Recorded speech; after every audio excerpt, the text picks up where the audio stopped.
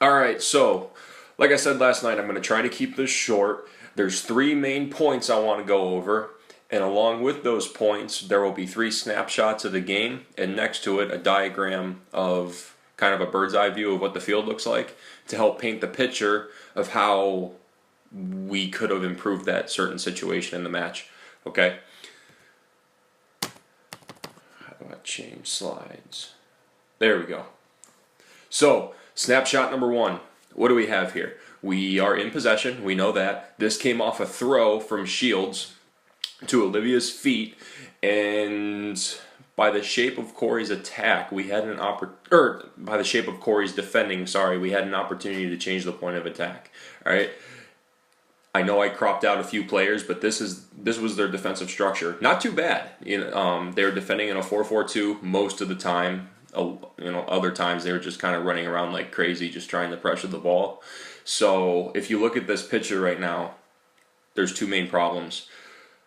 Our 3, 5, and 4 are way too close, and I think it's just because they're caught ball watching and they're not aware of what they could be doing. And I'll paint the picture on the next couple slides.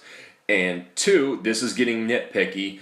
However, our 6 should be in the central channel of the field instead of kind of what's called the half space between the middle channel and the wide channel. Right now, our 6 is blocking a passing lane to an 8. However, if she were to move over to the central channel, that would give our number 2, more options. All right, and I'll explain why our 6 being in the central channel could be more effective. So, what I see, space. Look at that space. All that space we could use if we were to change the point of attack quickly. Okay, so how does it work? What do we do now? Well, our 3, 5, and 4. Let's create more space so we can use it. All right. You can see how I've kind of in a very bad and messy cropping job. I've kind of positioned the players where I would rather see them. So let me show you the before and after again. Before, after. Okay, before, after. Our 6 moves into the central channel. Our 5 spaces farther away from our 4.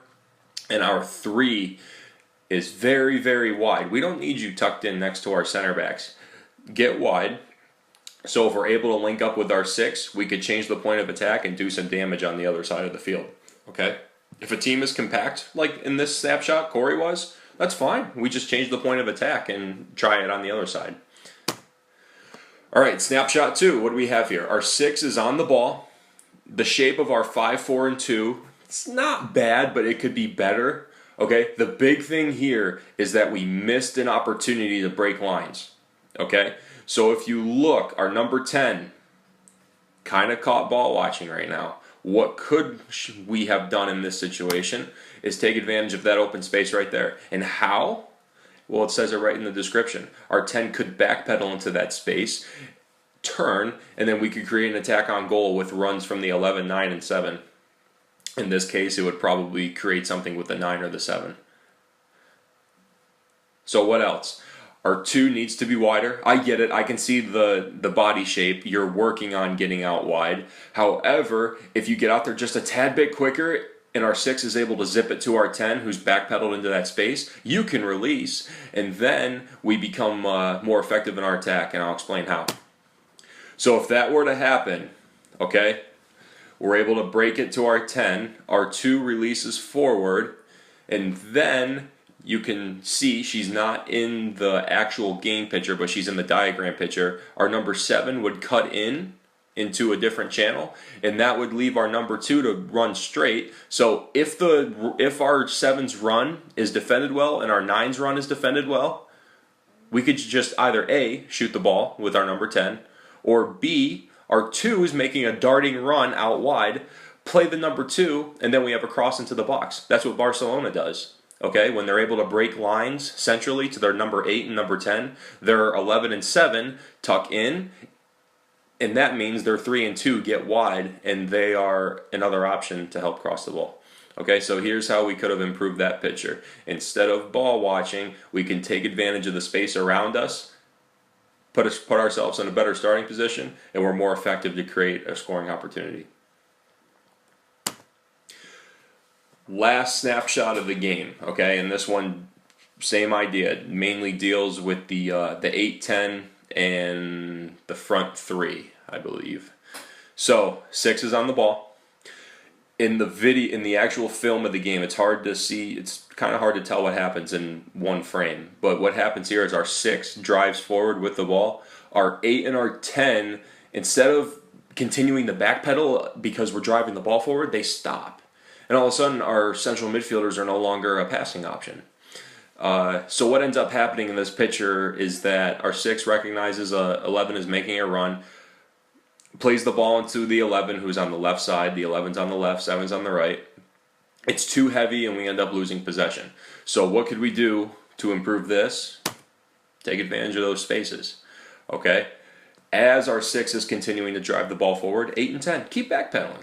Okay, if these 3 Corry midfielders next to you just stay put and challenge Sarah, or our number 6, I'm trying to use position numbers instead of names so you start learning these better.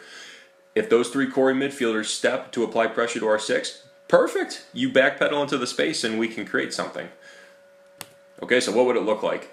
Backpedal into the space, that squiggly line before the 2 thicker red lines, a squiggly line represents a dribble. So our 6 would probably have to drive forward a little bit more before something would open up to you, and that also gives you a couple more seconds to backpedal. So that's one thing. I'm going to rewind this, and I want you to look at the 11 and the 7, the left wing and the striker.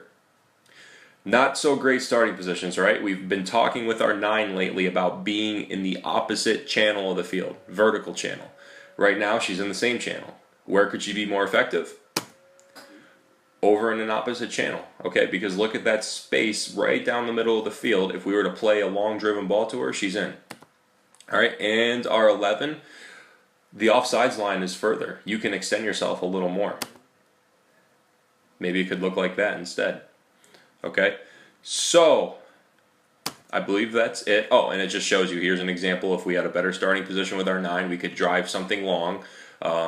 That's one of the qualities that number 6 has to have, is being able to play long passes if nothing is on short, or dribbling forward to attract pressure, therefore to create an open pass. All right, so that's how we can improve. Before, after, before, after, and hopefully you can see how this would be a better picture for us. Okay, all of these things relate around one central theme, and that is we were not aware of the space around us. We get caught ball watching way too much. Okay, remember the 3 rules of possession: spacing, talking, and awareness. We do fine most of the time with spacing. I showed you a couple issues from this game. Talking, usually it's okay. Okay, I think sometimes we don't give our teammates instruction, and they do, they force a pass instead of turning, or turning instead of playing a pass. So spacing and talking is good, but the one that we neglect and we don't do it enough is being aware of what's around us, and we're going to work on that more. Okay? And I think this is the last slide. So hopefully you watch this before the Iroquois game. I'm going to put this out on YouTube and inform you of it. And enjoy homecoming. Be safe. I'll see you tomorrow morning.